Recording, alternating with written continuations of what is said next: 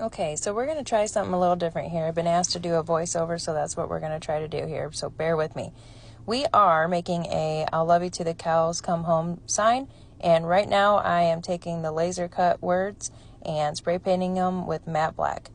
We are using a glued edge pine board here, and I'll put the measurements on the screen. And I'm only taking off a tiny sliver there. As you can see, I'm going to set it aside and I'm going to start sanding it down here.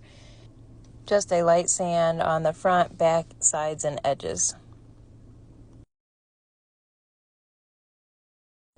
Okay, so once I get that done, as you can see there is I lost footage, but I sprayed some shellac over the knots. Then I'm taking a primer after I've put the masking tape around the edges to make a faux frame. I did a light coat of that, and then I took some white paint and did a light coat of that as well, and then just removed the tape. So then we have a border. I'm going to do a light sand here as well. And then you see those marks there, the distress marks.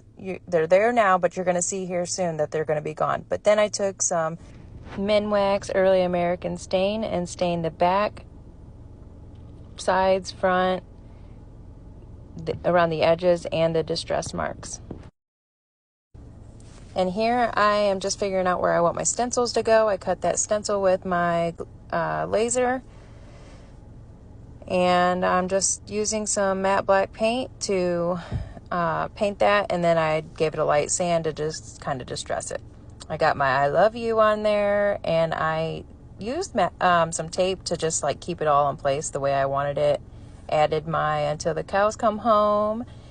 And then those trim pieces there, I cut and engraved with my laser to give it a little extra something, you know. And I also stained those as well. And then I took the backing off, and I have the M3 sticky stuff on the back.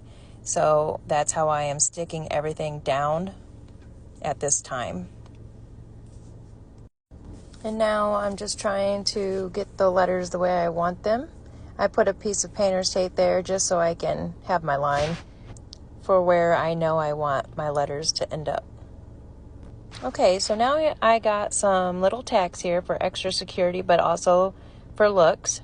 And I'm just putting 2 on each side of each piece of trim using my pliers and my hammer. Now I am taking my pin nailer and I am pin nailing all the letters so that way they don't fall off. And then on the cursive ones, I'm just pinning a couple of the spots on each word. Then I take some of that matte black and kind of go over top of where I put the pin nails. Okay, so now I'm going to take some Tim Holtz Distressed Ink and Vintage Photo and distress my sign on the edges and the trim pieces. Now I'm taking lamb's ear and I'm going to cut that down and staple it on right there at the top center portion.